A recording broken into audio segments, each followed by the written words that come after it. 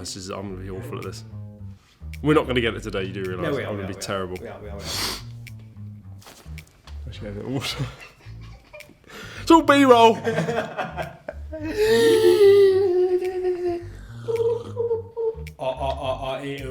can see you. Ma!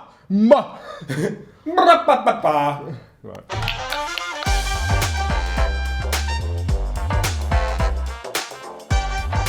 Hello and welcome to the new Actors on Set podcast. This is Nathan.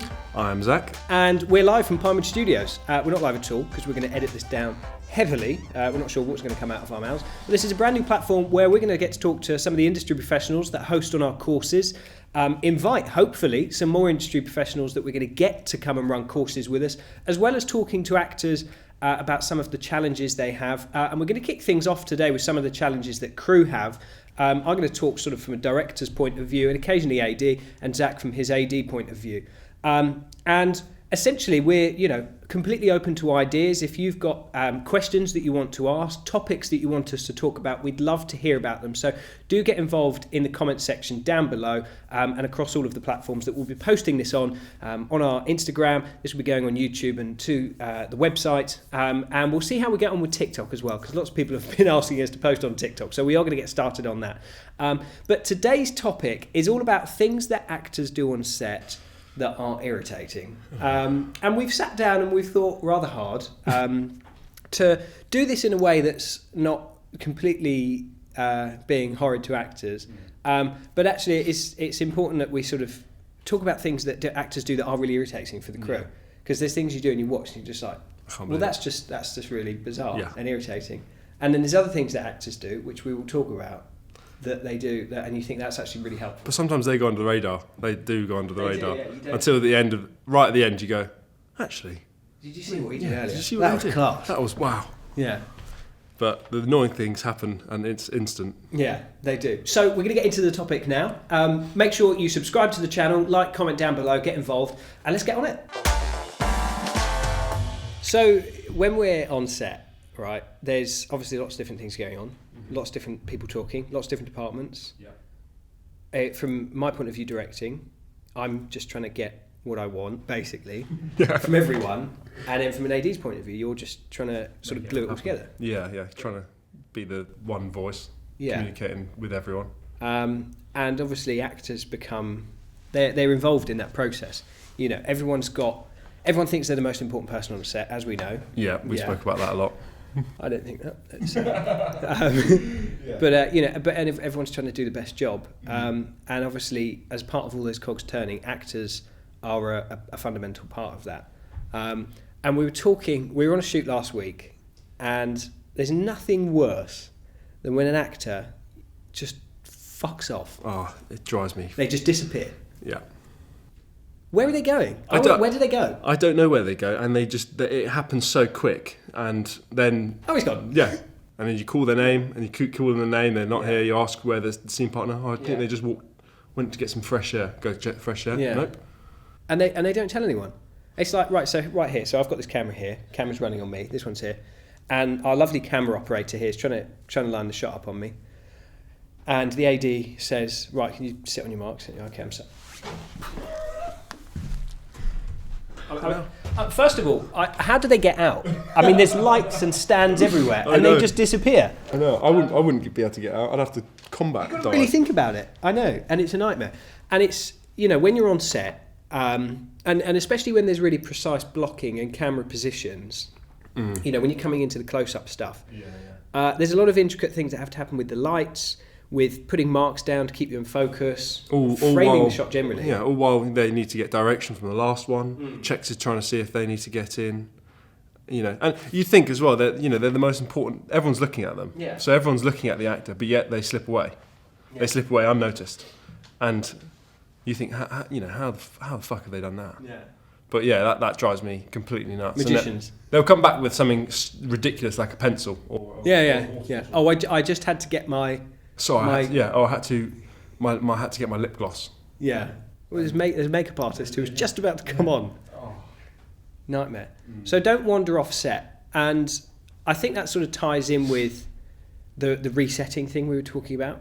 again, this was happening so much on a shoot we did recently, and it's when you shoot a scene, you tend to break it up into chunks, right? Yeah. You know, and that can come down whether it's because of what the director wants or the AD thinks it's the most optimal way of shooting it. You don't always shoot the scene in order, and you don't always shoot it in one go. It's like, right, we're going to focus on that bit there and that bit there. Yeah, and that bit there. Thinking for the edit, sometimes for the coverage, depending on light, what's the best things to do coverage-wise. Get the big moves first, then lock in the important close-ups. And when you're breaking it down, sometimes you shoot one bit, and then it's like, right, we're moving on to the next bit. But we need you on. You're going to come from your first mark and you're going to come and land on your second mark for this shot. Yeah. You know where this is going. Yeah. And you're lining up the shot and the DOP's focusing on lighting and it's like, oh yeah, they look beautiful. They look amazing. Oh yeah, fantastic. They look stunning. Makeup's there, like, I'm ready. With the brushes. And then it's like, okay, just so you know, guys, we're going to run this shot from your first mark and then you're going to walk into this one. What do? They just go straight to their first mark. They go to their first mark. Every time. Before they hear first positions. And it's the audio, it's the listening awareness, general awareness on set, isn't it? Yeah. It's listening to what's happening as an actor. Why am I stood here? Oh, I don't know. Maybe it's because they're trying to line a shot up on me. That would make sense. Sorry about the bush here. This is going to get thrown somewhere at some point. If it gets thrown at me, please don't. I can live with it for now. Yeah, I think you should live with it. But it's the disappearing thing, but it's going back to their first marks before we're done lining up the mark that they're landing on. And I appreciate there is a lot of voices going on. You know, you've got the DOP asking them some things. You might have a director just completely barking at them with loads of things that they want to do for them. Yeah. Just constantly telling them things. And then you've got the ADs just screaming and shouting. Not all the time. No, not all the time. But I can appreciate that they are overwhelmed, but the one thing you wouldn't do is walk away from it all. This is what you want, isn't it? Yeah. Where you go? There's those people talking to you, and they think, okay, right, I'm just gonna walk. Yeah. So it's staying on your mark basically until you're done. It's just all these little things that help everyone because. You know, a lot of the time, the crew are working like absolute dogs, and the reason they're doing that is that's why they bark. Yeah, that's why they bark. But that's why we're all working so hard for them to get the most amount of time, and in doing that, they're delaying it by walking off, going to first positions. But also, the first position thing, you tell them where they're going to go from here, blah blah blah, and then they're like, right, you're going to go from the first positions. Yeah. And they're like, but where's because we're picking it up. Is my first position here? Yeah. And you're like. We've just had a 5-minute conversation about this. Yeah. It's just listening, isn't it? Yeah, it's selective. Yeah, and that thing about selective hearing. That is a true thing. I've got that. Yeah, you've definitely got that. Awfully. We have video evidence. Do we? Yeah. What video evidence? When I was ADing, and I said, "Are you happy, Nathan?" And you were faffing around with a flag. Oh right. It doesn't matter. It's not about that. It's not about that. I think one other thing, based on this sort of staying on your mark and waiting for, have you noticed these wonderful, I keep holding the logo up the wrong way. Yeah. How's that? There we go. These are the Actor Studio bottles. You will receive one when you book a course with us and purchase the media pack. Do the air flight stuff. They even come with instructions, which I had a quick read of. It says to drink the contents within a day. As if they don't come with water in, by the way. You have to fill them up yourselves. I'm so sorry. Some sort of special remedy in there. There's nothing in there. Acting skills. But they're limited edition, sort of limited. We thought the black was quite nice and the logo's on there. Yeah. And you get one of these bad boys. That's nice. Everyone should get some on the mask glass. It's lovely. Yes. But it's back to the marks thing. Being on your marks, lining up the take, standing on the mark, staying on the mark until everyone's happy, and then when you hear first positions, then you go to the mark. But it's working in reverse order. Film sets do that all the time. Yeah. You always, I say always, a huge amount of the time. 90% of the time, you start with how the shot's going to end. Yeah. When you're lining up the shot and you're setting up the shot. You start with the end position and then you work backwards rather than like, right, let's get that done. Because then if you work forwards, it's like, oh, well, now that doesn't work. Yeah, you get to the end and it's like, oh, but now the first. Because that's the key position, really. The ending is what we're going to film. We're going to film. So you make that key, and then you figure everything else out. Can you hear us? Sorry, it's just there's a helicopter that's decided to get involved in today's show. Working backwards, they get thrown off with that. Yeah. I think you can understand why. I mean, everyone, we're all used to it. So them working backwards for performance is like, okay, I've got to. And then when you run through that with them, then you're like, okay, so go on your fourth position, for example. Okay, now back to your third, and they're like, third. Wait, let me just go to the beginning. Yeah. And then it's just like, yeah.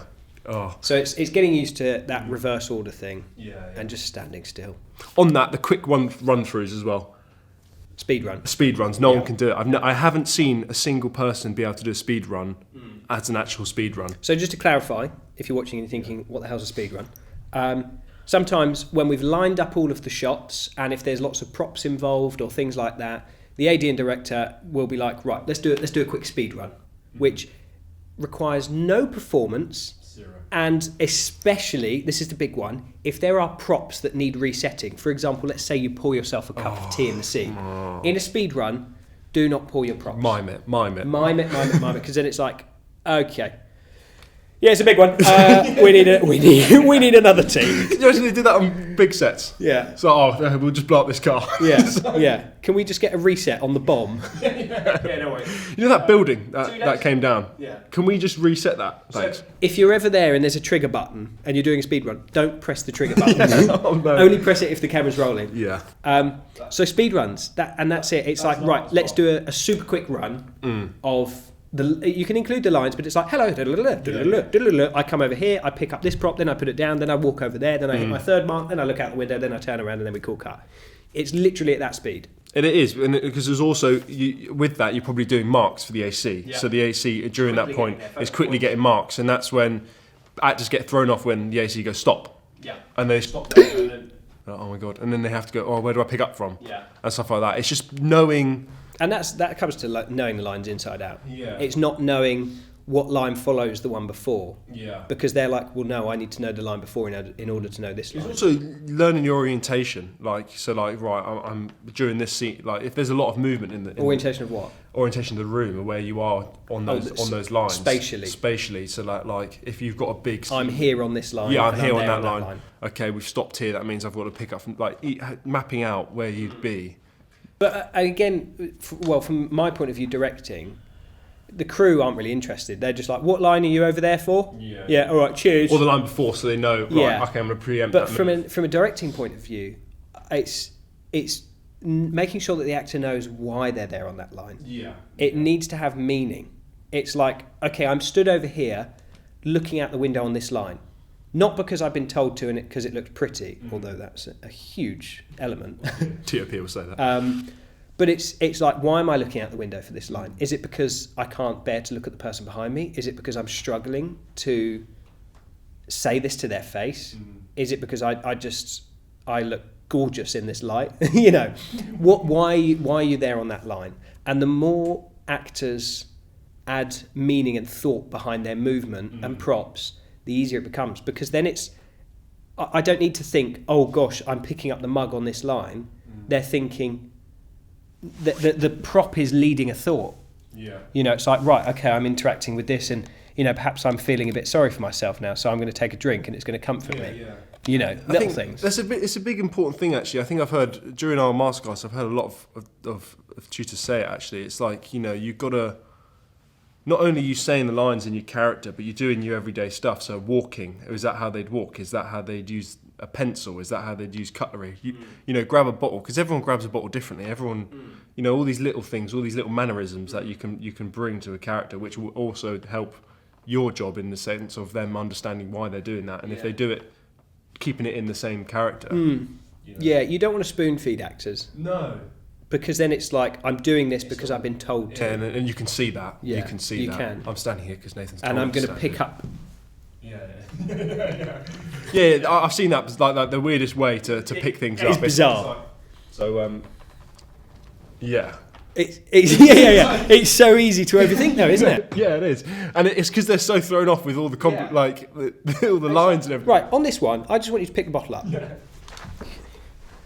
Yeah, we spoke about this cutaways. Yeah, nightmare. Right, okay, just pick the bottle up. Okay. Yeah. All right, okay. Yeah, and they can't do it. They can't do it. Okay, do it slowly. Yeah. Okay, I'll do it slowly. It's overthinking. Yeah. It's all those little things. It's because the easier things become very difficult because you forget about them because you're so worried on I've got to do this whole big fight scene and bawl my eyes out, but right at the end I've got to open a door. Yeah. How the fuck do I turn a handle? Which hand do I use? So coming back to the lining up of shots, working in reverse, and obviously just before a take, lots of things happen. You go through your marks, the lighting's checked, continuity's checked if you're, like we talked about earlier, going from one part of a scene to the next, making sure that makes sense. And part of that continuity process is makeup. And the makeup department will step on and that's usually the last thing that happens before a take. And actors are always like, am I going to get... And that's what they're worried about the whole time. Yeah, usually. they're worried about their makeup. Yeah. But then they worry about it, and what do? Oh, it drives me nuts every time. Come in, makeup comes in, does what she needs to do does what they need to do with hair, reset, goes to sit down, looks at the monitor to see if they've done a good job corresponding. It's all there we go. It's like, we've just set your hair... Yeah. Matching last. Just set the hair, matching last shot. Actually, can I just get checks, please? I've just use the whole bottle of hairspray. Yeah. And then they change it. And they change it. They do it all the time. Yeah. Don't touch your hair. No. Don't touch your face. That's difficult though, isn't it? I can imagine that's quite... I suppose. Well, that comes with experience. Yeah, because sometimes you have makeup or hair that's done, and I'm talking again from experience here. Somebody, they'll come in and they'll do your hair, and you think this feels really unnatural. Yeah. And it's like, well, of course, you're not yourself. You're playing a character. Yeah, exactly. So it's getting used to how that feels. Being comfortable in the uncomfortable. Wow, big words being used. Wow. I might have to get that written down. Wrote down. I might wrote that down. Who wrote that? That is right. Oh, don't say that now. Is that right or right?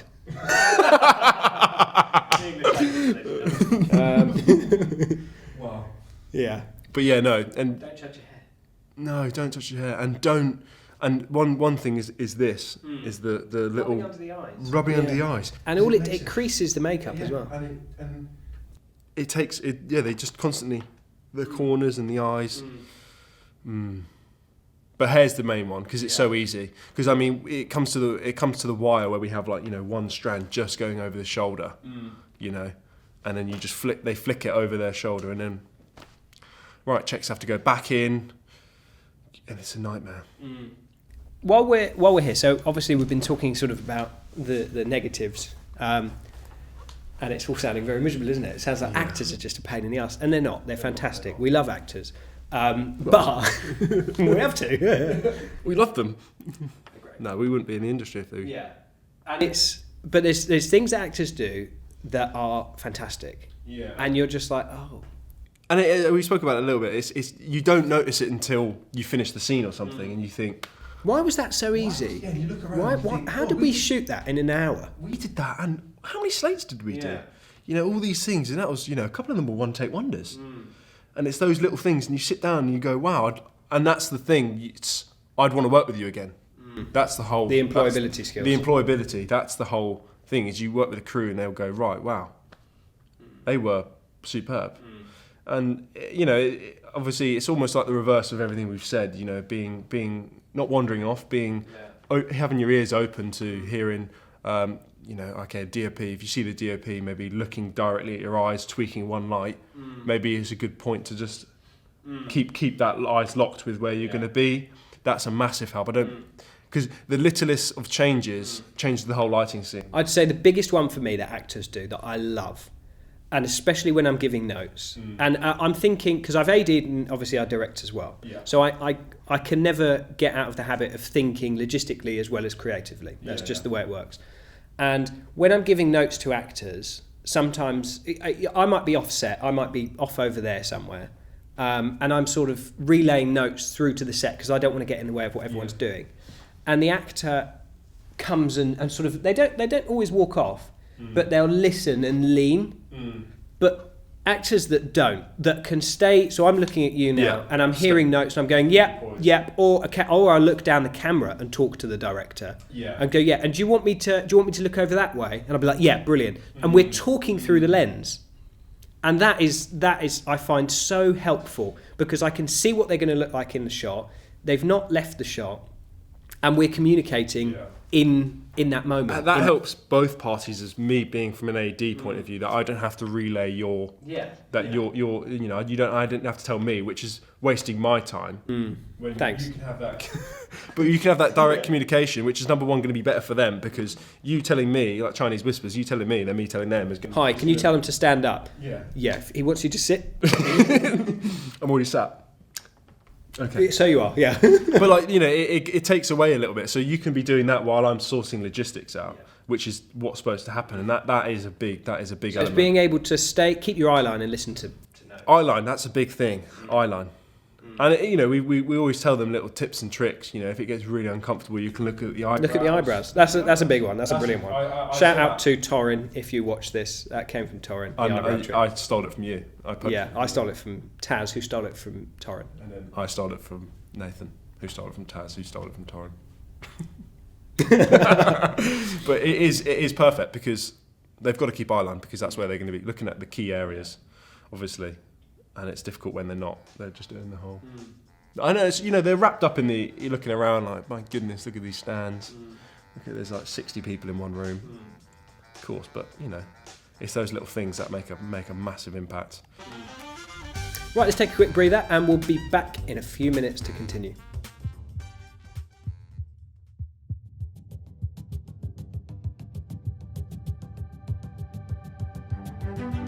Hello, I'm Carolyn Pickles. I'm an actor and have been for 45 years now. I'm very excited to announce that I'm going to be working alongside a great friend of mine and a wonderful director, Sue Dunderdale. Sue has directed me in television and will understand the nature of the shots, the size of shot, how to cut a scene together, what she wants from the speed of the cutting, etc., all the technical things. So the two of us together, I think, will be able to help students enormously.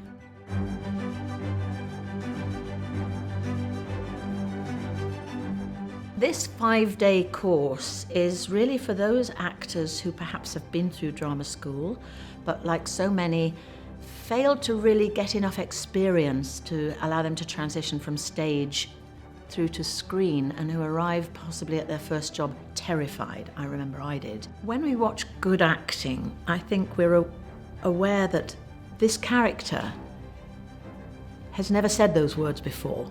They're fresh, they're real. Actors can get stale, tired, uninspired, but I think with the exercises that we have, the actor hopefully will go away knowing how to access a very, very instinctive and real performance.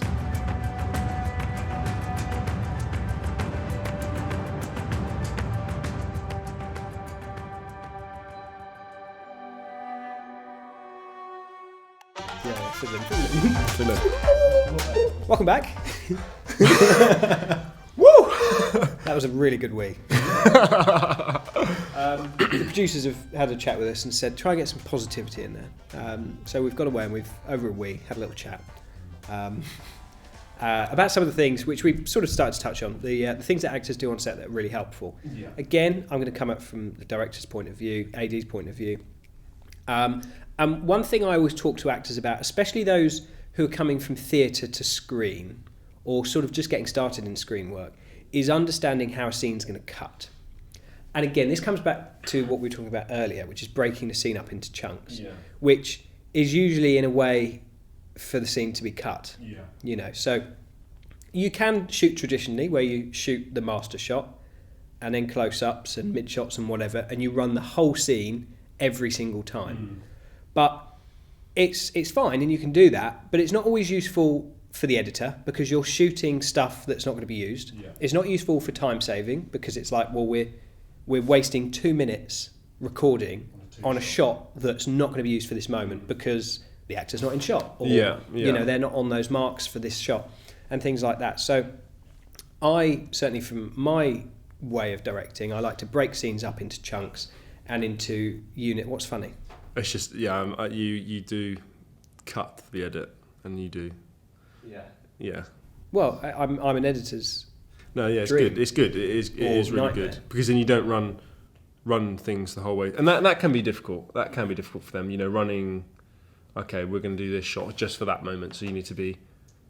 Or your emotions need to be where they were for that moment, and we're just going to run that. Yeah, it's sort of a bit of a split, really, because sometimes it really helps the actors, and sometimes they struggle with it. It just depends what their personality, because it can be counterintuitive, where like, you know, they're like, I can't get to that. But sometimes you do that when there's a big build up. You will run it the whole way just to give them the build up, and usually sometimes like the first shot would be run the whole way just so that they can gain under the grip of the scene. Yeah. But I think it's definitely beneficial to run it how you often do it. And what we're getting at here is actors understanding the cut of a scene. How is this scene? You know, I've got that shot over there. I've got that shot going to come from here. I've got the close up, you know, low angle from the table. What shot is doing what at what moment, and how can I, in my performance, optimize each shot? You know, and the basics of that are you shoot master, right? That will often be the way you get out of things, really. Yeah, that should get out of jail card. It'll open the scene up and then maybe close the scene. Other than that, that'll be a get out of jail card. Yeah. If there's a moment where you think, if we get to the edit and, you know, something's completely unusable or something like that, cut to the master, cut wide. But there's nothing worse, and stage actors do this all the time. You shoot a master shot, you maybe do 1 or 2 takes of it, and they throw all of their performance at the wide shot. Oh my! It's been done a lot, actually. It does get done a lot. And it's hard because stage actors, they're used to coming on stage and delivering. Yeah, well, they think they've got the bigger space, don't they? They think, I've got loads of space to work with now. Yeah, I'm going to use that. They feel very restricted when it comes to close-ups. When on the big wide, they use that to amplify their performance, which is not. And they're used to just doing beginning to end, and then I'm done. It's like I come out, I do the show, and then I'm done. But it's like, well, that was fantastic. Well done. 20 more times? Yeah. If we could do that. Around about, so you do about 20 times, don't you? Yeah. You do maybe what? Well, if you do 6 slates, 3 takes a slate. 18. Is that 18? Yeah. Can we verify that? 18. 18.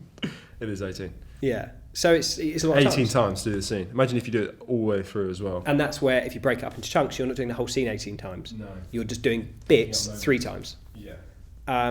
But knowing the edit, and it's like, okay, right, so I know that, right, we've got a close-up over there, right? And that close-up activates of when I'm stood looking out the window. I always talk about the window shots because I love a window. You love a window. Got the shot on me, nice chunky close-up. I'm stood at the window.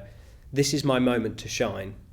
Use it when the camera's in close-up. And again, it comes back to the awareness, listening. What lenses are we on? What lens is the camera on? And actors not being afraid to ask and say, what lens are we using? That's the thing. You might not know what that means. Obviously, there's a time that I think with it, they've got to find a good time, because obviously sometimes the DOP is very much in their own thing doing it. But you can. We're all here to help. You know, you can ask, and also they're happy to do that because it will know that they will benefit their performance. If they knew what lens they were on, they're like, okay, I'm working with a really tight lens here. That means I've got to keep my movement, keep my eye line there. And also, as you spoke about, like the window shot, knowing the edit as well. It's also knowing, one thing that's really would advance that even more is knowing when their editor might use a reaction shot on you. So when you haven't got a line, so maybe you've just been sucker punched with some information. You know that little bit, the editor won't hold on the person who's just given the information because there's no reason to. It's boring. Yeah, exactly. We show me, don't tell me. Yeah, they'll cut to. That's when you've got to really give those little moves, those eyes. Yeah. So we want to see it all in the eye. Just act, basically. Yeah. Yeah. What are you doing? Just do your job. No, it's really true though. And I said to you, because this is one thing that drives Zach mad, and that is the camera rolling for ages before a take. No, but yeah, that's just the structure of the whole thing. The dynamics. Yeah, but I'm a huge fan of that, and I love when DOPs start recording really early, because when I sit down in the edit, there's so much. Yeah, you're wasting card space. But there's so much to use before action, because the actor, whether they're just getting into character, but they're not thinking about it. They don't know the camera's rolling, and sometimes we do that, or I've certainly done it, and I know a few of the other directors do it. We don't tell the actors that we're rolling. We say, right, we're just going to go for a little rehearsal. Always, we love that. Love a little. We're going to go for a little. But some people are really bad at it. Yeah, some people are so bad at it. Rolling. Yeah. I'm not rolling. Yeah. Let's just get the board in for no reason. Yeah. Or you get the sound guy. Yeah, he just ruins it. Camera's like, I'm rolling. Sound is like, oh yeah, rehearsing, and they don't record. It's like, are you rehearsing? Yeah, I'm rehearsing. Well, camera's ready. Yeah, and it's like, sound, where are you? You've walked off. It's always sound's fault. No, we can't talk about that. So it's known the edit, and there was a really good thought that I had, and it just went somewhere. I don't know where it's gone. Has anyone seen it? Camera team couldn't find it. Oh, what was it? It was really good as well. It was right there. Should we come back to it? We'll come back to it. Well, you spoke about lens sizes. I think we spoke about that. Knowing lens sizes and being able to ask that, and as you say, you don't want to waste your performance in the master. I think all these tie in together. Knowing the edit, lens sizes, you know how to play certain sizes. Because I mean, if you're doing on say a 35, for example, that's quite a wide lens, and the performance then won't be as important because we can't see the eyes, we can't see the details, and can't get to the nitty gritty. But then if you're saying you're an 85 or something, the actor knows then, right, okay, this is going to be very tight on me. This is my time. Put that on a big screen, an 85. Put that on a cinema screen. Wow. I mean, you see every detail, especially in the eyes and everything like that. That's the important thing, the eyes. So I think it's good knowing camera sizes, knowing how to play to them. Camera sizes. Lens sizes. We're on a really big camera today. Okay, I'm going to have to do a huge performance. Yeah, so we're on a small camera now, so you don't need to worry about it. Yeah. Lens sizes, but and camera angles. So the heights of the camera, what that adds to the performance, and sort of using those things to play into it. So play into it and build those performances. I'll tell you what it was. It wasn't this, but I'm bluffing now. Okay. Well, I'm bluffing. Is that a bluff? No, bluffing. It doesn't matter. You're winging it. I'm winging it. It's not the thought I had earlier, but it's an equally relevant one. And that is building, and people that have been on courses with us or have worked with me would have heard me say this. And that's building the fourth wall. Right? Yeah. So what I mean by that is on a set, generally where the cameras are is the fourth wall. Okay, so we've got our little set here. The fourth wall is over there, where all the crew are. Yeah. So you got 3 walls of the set, 1, 2, 3, the fourth wall, and generally the fourth wall is wherever the camera is, and you build the space beyond the set. So you come onto a set and you think, how on earth is this going to look like a living room? I mean, if you were here in person, you would think, how is this going to look right? But because of the way this has been lined up on camera, we've got layers and we've got things that build up the set. And again, that's sort of the differences from stage to screen, although there's similarities in that where the audience is sitting in a theatre and looking at the stage, it looks fantastic. Yeah. When you're on stage, it's just all bits of MDF wood and bolts and screws and cables and things. Right. And it's the same on camera. Everything is made to look good on camera. And actors are like, oh, but I'm supposed to be looking at a swimming pool. Right. Well, the swimming pool's not in the shot, so we didn't build the swimming pool. So you're going to have to make it up in your head. And again, it comes back to building the fourth wall. What exists beyond the set that the camera's seeing? Yeah. If you're in a house, you're in your home. The character's in their home and they're in their living room. They know that living room and they know that home inside out because they live there, right? They know that the stairs are over there. They know that the kettle's through that door on the right.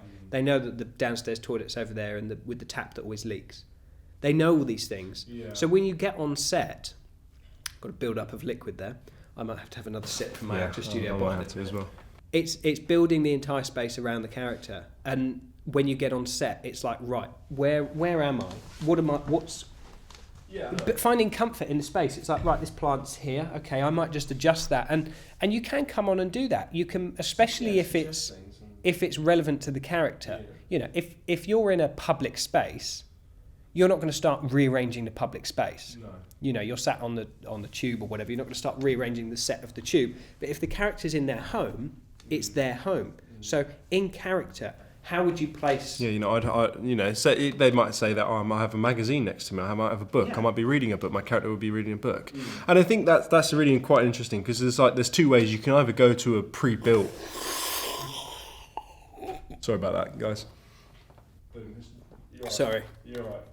Oh, it's gone everywhere. Well, serves you right. Carry on. Okay, but like you've got the set and actually you can go film in a home and you will have four walls, but.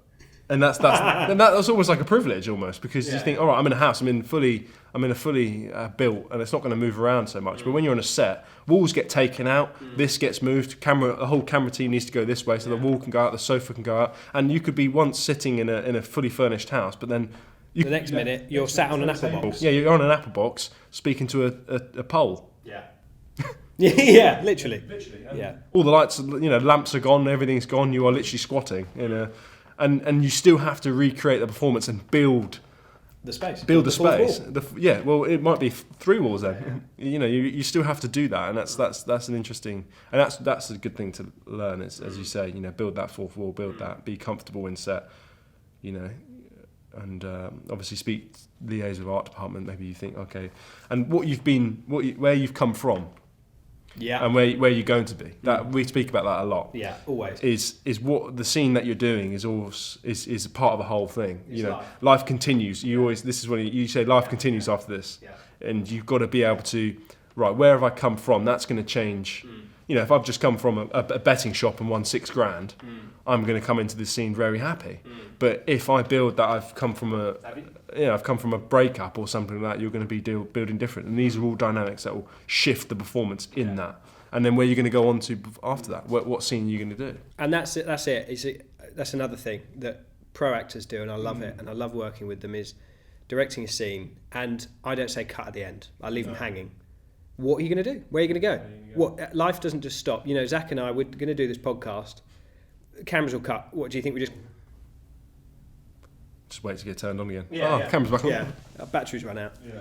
It carries on. Life carries on, and it's the same thing. I love testing an actor, especially with the courses we run here. Yeah. It's a big test you do. It's like, right, don't say cut. What are they going to do after? Where are they going? Are they going back out again? Maybe get your jacket and leave. Or if they're on a line where it says and they are exiting, and they just stand there, they don't actually do the exit. Yeah. Well, we might get a golden bit from the exit. You might be doing a flat out comedy and you'll make a big scene, then you fall over right at the end. And there's so many examples of little things that kept in films that were supposed to not happen, and things were. Yeah. And actually, as part of this podcast, that's something we're going to try and have a little look at. Is we're going to take a look at some of the films that we like. And give them a bit of a breakdown, talk about some of the blocking, the camera angles, the performance, and the different elements that have made up the scenes. Yeah. We might have to do a Christmas special. Yeah, a little rom-com Christmas. The new Christmas film everyone's talking about. Yeah, what is it? I don't know. No idea. Or the Matilda. Matilda. One was a bit too much for me. Yeah. With the over-pronunciation. Yeah. Please. Yeah. Oh, I can't. Drives me no. Yeah. Good. Well, that's kind of it, really. Yeah. That's all we've got time for on today's session, I think. Yeah.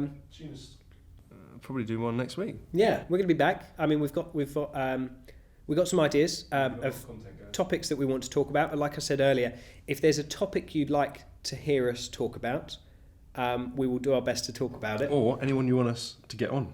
Yeah. Anyone you want us to speak to, director, makeup artist. Yeah, we've got a few people lined up that we're going to be inviting into the podcast room here. I'll be interviewing, Zach's going to be interviewing, we're going to be talking about them.